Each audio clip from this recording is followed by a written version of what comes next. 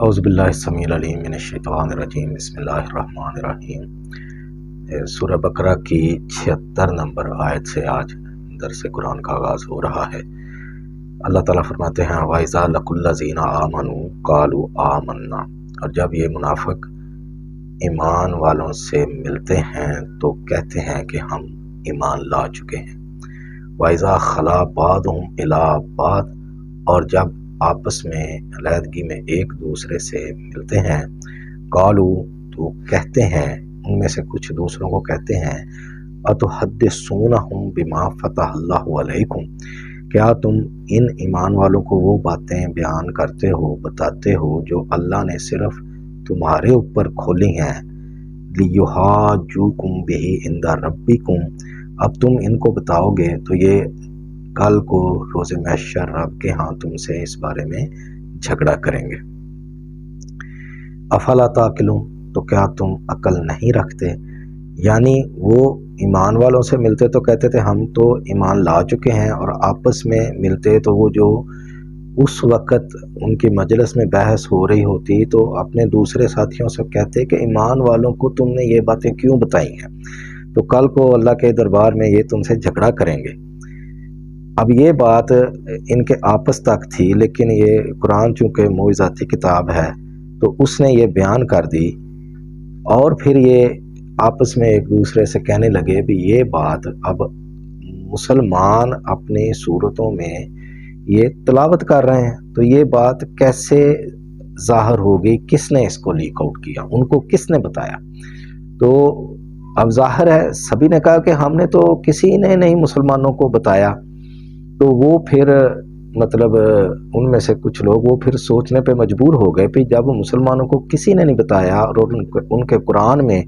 یہ بات نازل ہوگی تو یہ صاف ظاہر ہے کہ یہ اللہ ہی ہے جو جانتا ہے، تو اس نے یہ قرآن میں نازل کر دیا۔ تو یہ ایک طرح کا معجزہ تھا، تو وہ ظاہر کر کے اللہ تعالیٰ نے کچھ لوگوں کو بتا دیا کہ یہ واقعی اللہ کی نازل کرتا ہے، اور وہ لوگ ایمان لے آئے۔ اس پر یہ اللہ تعالیٰ آگے جملہ بیان کر رہے ہیں، اولا یعلمون ان اللہ یعلم ما یسرون وما یعلنون، تو کیا یہ لوگ نہیں جانتے کہ جو کچھ تم چھپاتے ہو اور جو کچھ ظاہر کرتے ہو وہ سب اللہ جانتا ہے۔ وَمِنْهُمْ أُمِّيُّونَ لَا يَعْلَمُونَ الْكِتَابَ إِلَّا أَمَانِيَّ، اور ان میں سے کچھ جاہل ہیں جو کہ کتاب کے علم میں سے تو کچھ نہیں جانتے مگر صرف ان کی اپنی ذاتی خواہشات ہیں۔ وَإِنْهُمْ إِلَّا يَظُنُّونَ، اور وہ صرف گمان سے کام لیتے ہیں، ظن کا دامن تھامتے ہیں۔ فَوَيْلٌ لِلَّذِينَ يَكْتُبُونَ الْكِتَابَ بِأَيْدِيهِمْ، تو پس ہلاکت ہے ان کے لیے جو کتاب کو لکھتے ہیں اپنے ہاتھ سے، ثُمَّ يَقُولُونَ هَٰذَا مِنْ عِنْدِ اللَّهِ، اور پھر کہتے ہیں کہ یہ تو اللہ کے ہاں سے ہے، لِيَشْتَرُوا بِهِ ثَمَنًا قَلِيلًا، تاکہ اس سے تھوڑا سا مفاد، تھوڑی سی قیمت وہ حاصل کر سکیں۔ فَوَيْلٌ لَّهُم مِّمَّا كَتَبَتْ أَيْدِيهِمْ، پس ہلاکت ہے ان کے لیے جو لکھا ان کے ہاتھوں نے، وَوَيْلٌ لَّهُم مِّمَّا يَكْسِبُونَ، اور ہلاکت ہے ان کے لیے جو وہ اس سے حاصل کرتے ہیں۔ تو اب ہمارے ہاں بھی یہاں پہ بہت کچھ ہے، قرآن کو چھوڑ کر بے شمار کتابیں ہیں، کچھ فقہ کی، کچھ روایات کی، کچھ دیگر مذاہب کی، تو وہ لوگوں نے یہ سمجھ لیا ہے کہ یہ حق سچ یہ ہمارے مذہب سے ہی متعلقہ ہیں، اور ان میں یہی باتیں لکھی ہوئی ہیں، اور ان کتابوں میں لکھا کیا ہوتا ہے کہ یہی ہمارے پیغمبر صلی اللہ علیہ وسلم نے فرمایا ہے، یا یہ ہمارے خلفائے راشدین نے فرمایا ہے، یا اولیاء اللہ رحمت اللہ اجمعین انہوں نے فرمایا ہے۔ تو یہ ان کے کہنے پہ تو لوگ ان جو ہے روایات پہ چل پڑتے ہیں، اور قرآن کی جو واضح تعلیم ہے اور اس میں وہ کافی تضاد ہوتا ہے تو وہ اس کو چھوڑ دیتے ہیں، قرآن کو چھوڑ کر ان کے پیچھے چل پڑتے ہیں۔ تو کس لیے؟ کیونکہ اس میں لکھا ہوا ہے کہ جی یہ اللہ کے نبی نے فرمایا ہے۔ تو یہ چیز بڑی اہم ہے، اس لیے مسلمانوں کو اس چیز کا خاص خیال رکھنا چاہیے کہ یہ جو بھی بات بتائی جا رہی ہے نبی صلی اللہ علیہ وسلم کی طرف منسوب یا دیگر خلفائے راشدین یا اولیاء اعظام کی طرف منسوب، تو کیا وہ واقعی درست ہے، قرآن کریم کے ساتھ میچ کرتی ہے یا نہیں کرتی؟ تو اب دیکھیں بہت سارے مسلمانوں کے ہاں عقائد جو ہیں وہ ایسے ہی غیر قرآنی ہیں، تو لیکن وہ ان پر عمل کرتے چلے آ رہے ہیں کیونکہ کتابوں میں لکھا گیا ہے کہ ایسا نبی صلی اللہ علیہ وسلم نے فرمایا ہے۔ پھر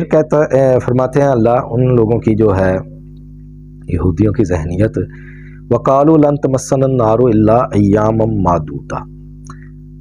کیا کہ وہ کہتے ہیں کہ ہرگز نہ چھوئے گی ہمیں دوزخ کی آگ مگر صرف گنتی کے چند دن۔ اب یہ ایسا ہی عقیدہ ہمارے ہاں آ گیا اور ہماری کتب روایات میں جگہ پا گیا، اور اب یہ مسلمان بھی یہی عقیدہ اپنا کے بیٹھے ہیں کہ اگر ہمیں جہنم میں جانا پڑا تو ہم اپنے اعمال کی سزا پا کر تو واپس جنت میں آ جائیں گے۔ تو یہ عقیدہ قرآن کریم کی بنیادی تعلیم کے خلاف ہے۔ قرآن کریم میں جہاں جہاں بھی جنت اور جہنم کا ذکر آیا ہے تو اس میں یہ وضاحت ہے کہ خالدین فیہا، اور کچھ مقامات پر خالدین فیہا ابدا، یعنی یہ ہمیشگی کی ہے، جنت بھی اور جہنم بھی، وہاں پر جا کے عدلی بدلی کی کوئی صورت نہیں ہے۔ تو لیکن یہ ہم مسلمان یہ اس وجہ سے وہ بہت زیادہ کرپشن کا عروج ہے، وہ کہتے ہیں بھی کوئی بات نہیں، اول تو ہم رب کے محبوب نبی کی امت سے ہیں اور ہم جہنم میں جائیں گے نہیں، اور اگر گئے بھی تو اپنے جو اعمال کی سزا پا کر، تو جرموں کی سزا پا کر تو واپس جنت میں آ جائیں گے۔ لیکن یہ عقیدہ قرآن کریم کی نص کے ہی خلاف ہے، اور یہ دنیا بطور آزمائش جو اللہ تعالیٰ نے بنائی ہے اسی کے خلاف ہے۔ دنیا کا جو امتحان ہے وہ ایک ہی دفعہ کا ہے، اور اس میں پاس یا فیل وہ ہمیشہ ہمیشہ کے لیے اپنی جگہ پر چلا جائے گا۔ تو اس میں قرآن کریم میں ویسے کافی مقامات پر اس کا تذکرہ ہے، ہم ایک دو حوالے دیتے ہیں کہ سورہ اعراف ہے، اس کی 8 نمبر آیت ہے، جہاں اللہ تعالیٰ فرماتے ہیں والوزن یومئذ الحق، کہ اعمال کا وزن ہونا برحق ہے، یعنی یہ لازمی ہو کے رہنا۔ فمن ثقلت موازینہ فاولئک هم المفلحون، تو جن کے اعمال کے وزن بھاری ہوں گے تو وہ فلاح پانے والے ہوں گے، یعنی جنتی ہوں گے۔ ومن خفت موازینہ، اور جن کے اعمال کے وزن ہلکے ہوں گے، فاولئک الذین خسروا انفسہم، تو یہی لوگ ہوں گے جنہوں نے اپنے آپ کو خسارے میں ڈالا، بما کانوا بآیاتنا یظلمون، کیونکہ یہ ہماری آیات کے ساتھ ظلم کرتے تھے، بے انصافی کرتے تھے۔ تو یہ اب بڑی وضاحت سے اللہ تعالیٰ نے بیان کر دیا۔ اس کے بعد سورہ سجدہ میں فرمایا وَأَمَّا الَّذِينَ فَسَقُوا، تو جو فاسق نافرمان لوگ ہیں، فَمَأْوَاهُمُ النَّارُ، بس ان کا ٹھکانہ جہنم ہے، آگ۔ كُلَّمَا أَرَادُوا أَن يَخْرُجُوا مِنْهَا، اور جب بھی وہ خواہش کریں گے وہاں سے نکلنے کی، اُعِيذُوا فِيهَا، تو پھر اس میں دھکیل دیے جائیں گے۔ وَقِيلَ لَهُمْ، اور ان سے کہا جائے گا ذُوقُوا عَذَابَ النَّارِ الَّذِي كُنتُم بِهِ تُكَذِّبُونَ، کہ چکھو اس آگ کا مزہ اس بنا پر کہ تم جو ہے تکذیب کرتے تھے، جھٹلاتے تھے روز محشر کو، دوبارہ جی اٹھنے کو، اور اعمال کے حساب کتاب کو۔ پھر ایک جگہ پر سورہ زلزال ہے، اس میں اللہ تعالیٰ نے فرمایا فَمَن يَعْمَلْ مِثْقَالَ ذَرَّةٍ خَيْرًا يَرَهُ، کہ جس نے بھی نیک کام کیا تو اس کی طرف لوٹا دیا جائے گا، وَمَن يَعْمَلْ مِثْقَالَ ذَرَّةٍ شَرًّا يَرَهُ، اور جس نے ذرہ بھر برائی کی ہوگی تو وہ بھی لوٹائی جائے گی اس کے پاس۔ تو یہ چند آیات ہم نے پڑھی ہیں، اس کے علاوہ بے شمار آیات ہیں، اور دین کا ایک محکم یہ ستون ہے کہ ہر انسان نے اپنے اعمال کی جزا پانی ہے،